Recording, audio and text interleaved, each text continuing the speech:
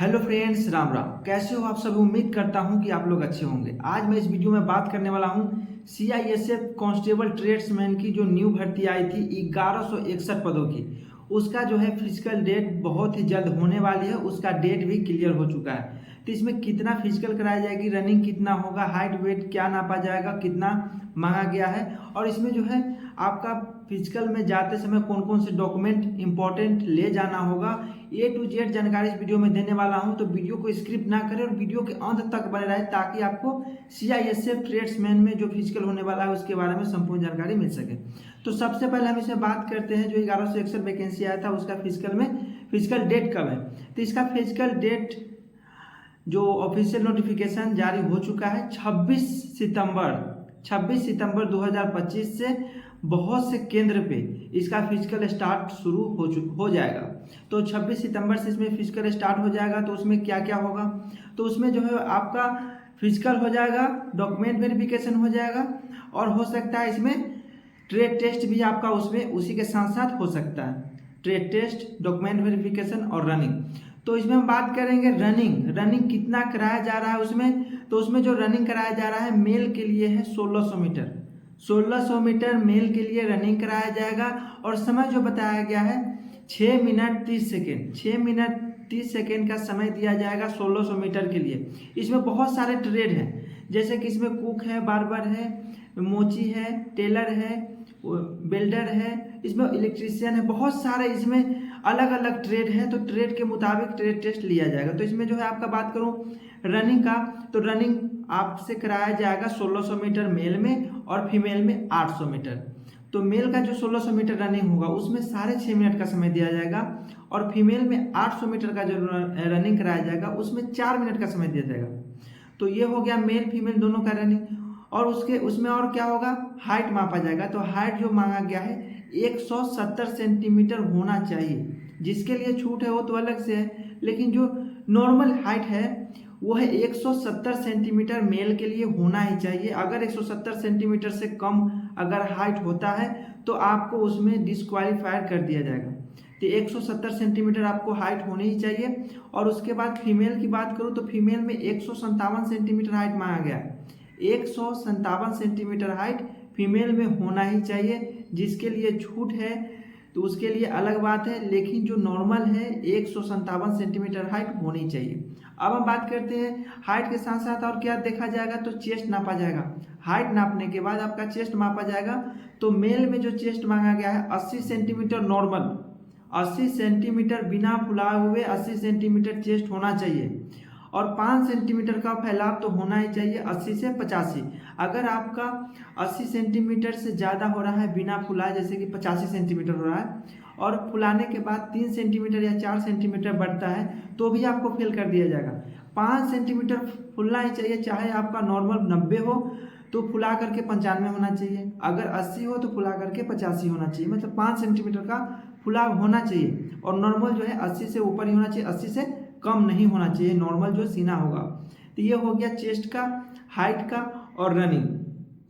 तो इतना सारा आपसे इवेंट कराया जाएगा आपका फिजिकल में। उसके बाद क्या होगा, आपका डॉक्यूमेंट वेरिफिकेशन होगा। तो डॉक्यूमेंट वेरिफिकेशन में क्या क्या डॉक्यूमेंट इंपॉर्टेंट है जो आपको लेकर जाना होगा, तो उसमें जो आपका है 10वीं की मार्कशीट लेकर जाना होगा, 10वीं की सर्टिफिकेट। क्योंकि आप उसमें जो योग्यता मांगा गया था, जब फॉर्म अप्लाई किए थे तो 10वीं की ही लेवल पे आपका योग्यता मांगा गया था, उसी पे आप फॉर्म अप्लाई किए होंगे, या फिर 12वीं पर किए होंगे तो आप 10वीं और 12वीं दोनों का सर्टिफिकेट ले जाना होगा, वो भी ओरिजिनल। और सभी का फोटो जेरॉक्स भी करा लेना है, 2-2 3-3 आप करा कर रखें, क्योंकि ये हो सकता है एक एक आपका फोटो जेरॉक्स वहाँ पे रख लें। तो इसमें जो है 10वीं की सर्टिफिकेट मार्कशीट ले जाना है, मूल निवास प्रमाण पत्र आपको उसमें ले जाना है, कास्ट सर्टिफिकेट ले जाना है। कास्ट सर्टिफिकेट जो आप ले जाएंगे वो सेंट्रल का होना चाहिए, क्योंकि जो जॉब है वो सेंट्रल लेवल का जॉब है। तो आप स्टेट का बना करके ना ले जाएं कास्ट सर्टिफिकेट, क्योंकि उसमें सेंट्रल लेवल का मांगा जाता है। उसके बाद आप आधार कार्ड आपको ले जाना होगा, एडमिट कार्ड आपको ले जाना होगा, और फोटो 4 फोटो मांगा गया है, लेकिन आप कोशिश करें से 6 फोटो 7 फोटो आप रख लें अपने पास, क्योंकि वो आपके पास रहेगा तो वो बेकार है जाएगा नहीं, वो आपके पास ही काम में आएगा। तो 6 फोटो आप पास में रख लें, पासपोर्ट साइज फोटो।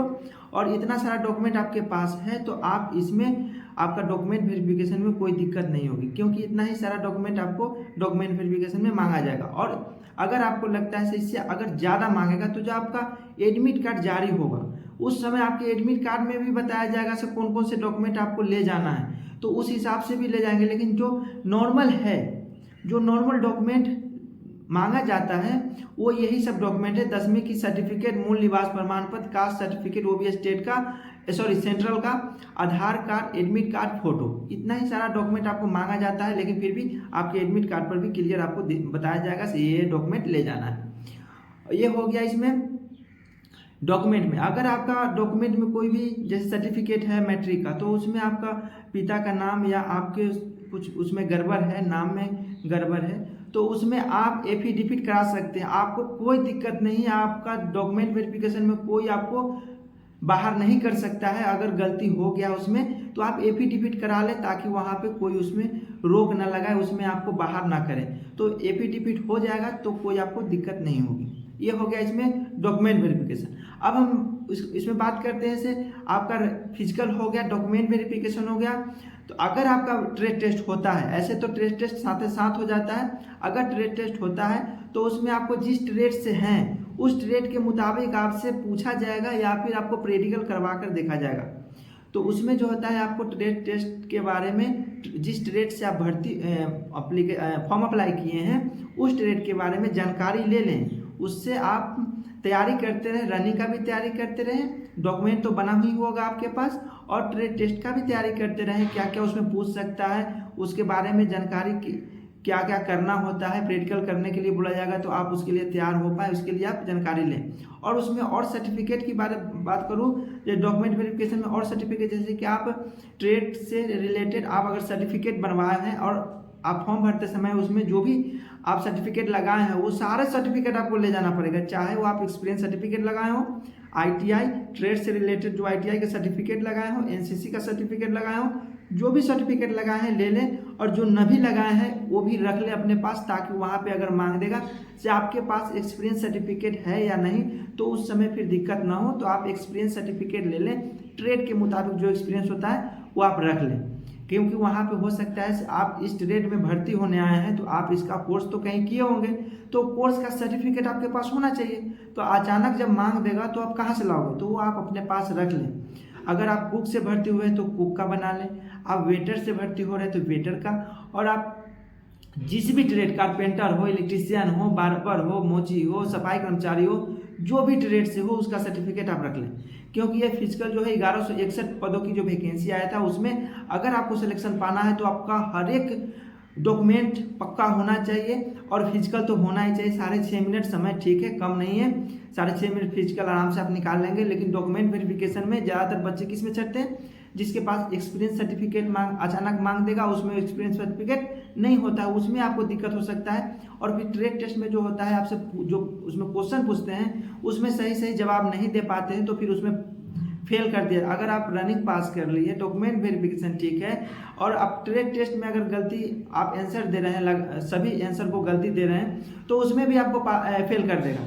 तो आप ट्रेड टेस्ट के बारे में जानकारी ले लें। कुक में आप भर्ती हो रहे हैं तो कुक के बारे में कैसे खाना बनाना होता है, क्या क्या सामान लगता है, कितना आदमी में कितना क्वांटिटी लगता है, और आप अगर इसमें टेलर में है तो आपको धागा के बारे में नॉलेज, कैसे सिलाई करना है, किस वर्दी में कैसे आयरन करना है, मतलब जिस ट्रेड से है उस ट्रेड के मुताबिक आपको जानकारी होना चाहिए। अगर नहीं है तो मैं ट्रेड के हर एक ट्रेड के लिए अलग अलग वीडियो बना चुका हूँ, चाहे वो कुक हो, सफाई कर्मचारी हो, स्वीपर हो, बार्बर हो, वाशरमैन हो, जो भी हो, हर एक ट्रेड से रिलेटेड मैं वीडियो बना चुका हूँ। अगर आपको पता नहीं है कि किस ट्रेड में क्या क्या पूछा जाता है तो सारे ट्रेड से रिलेटेड मैं वीडियो बना चुका हूँ, वहाँ से आप देख सकते हैं क्या क्या रिक्वायरमेंट है। तो ये हो गया इसमें फिजिकल और डॉक्यूमेंट वेरिफिकेशन और ट्रेड टेस्ट। ये तीनों में अगर पास कर जाते हैं तो फिर आपका रिटन टेस्ट होगा, और फिर लास्ट में जो होता है मेडिकल होगा। तो रिटन टेस्ट इसका जो होता है उसमें तो अभी समय है, अभी जो है वो अभी डॉक्यूमेंट वेरिफिकेशन और डॉक्यूमेंट वेरिफिकेशन, रनिंग और इसमें जो होता है ट्रेड टेस्ट, यही 3 अभी का तैयारी करिए। और रिटन का जो है अभी समय लगेगा, उसके बाद मेडिकल होगा। तो मेडिकल जो होता है, मेडिकल भी बहुत इंपॉर्टेंट होता है, क्योंकि उसमें बहुत बारीकी से देखा जाता है किस किस को अगर दिक्कत परेशानी है, जिस किसी भी को, वो अपना दिक्कत भी आपके पास समय है उसको ठीक कराने का। जैसे कि आपका आंख में दिक्कत है तो उसका अभ्यास करते रहे आप। सो उसमें जो दिखाया जाता है उसको आपको तो पता ही है इसे कैसे चेक किया जाता है। अगर नहीं पता है तो आप अपने दुकान जैसे जहाँ पे होता है उसमें मेडिकल से रिलेटेड अब जो भी इम्पोर्टेंट पॉइंट होता है वहाँ से इकट्ठा कर सकते हैं कैसे मेडिकल जांच होता है। अगर आपके पास नज़दीकी में अगर हॉस्पिटल है तो वहाँ आई हॉस्पिटल जो होगा, आँख का जहाँ जांच होता है वहाँ पर जाएं और कैसे कैसे जांच किया जाता है वो आपको क्लियर बता देगा से ये चीज़ का आपको आँख का चेकअप ऐसे होता है, कलर ब्लाइंडनेस का ऐसे होता है। तो वो पहले से आप प्रैक्टिस कर ले ताकि वहाँ पे आपको दिक्कत ना हो, एक ही बार में आप सभी को क्वालिफाई कर जाए। तो मेडिकल से अगर कोई भी समस्या है तो आप हमको भी मैसेज कर सकते हैं, कमेंट कर सकते हैं, तो मैं आपको रिप्लाई देने का कोशिश करूंगा से कैसे उसको ठीक कर सकते हैं, क्योंकि मैं भी मेडिकल क्वालिफायर हूं, मैं भी मेडिकल देख चुका हूं कैसे मेडिकल कराया जाता है। तो इससे अगर कोई भी आपको दिक्कत परेशानी है तो कमेंट के जरिए आप पूछ सकते हैं, मैं कोशिश करूंगा आपको प्रॉब्लम को सॉल्व करने का। वीडियो कैसा लगा कमेंट में जरूर बताएं, अच्छा लगे तो वीडियो को लाइक करें, चैनल पर नए हैं तो चैनल को जरूर सब्सक्राइब करें। फिर मिलते हैं नेक्स्ट वीडियो में नए टॉपिक के साथ, तब तक के लिए जय हिंद जय भारत।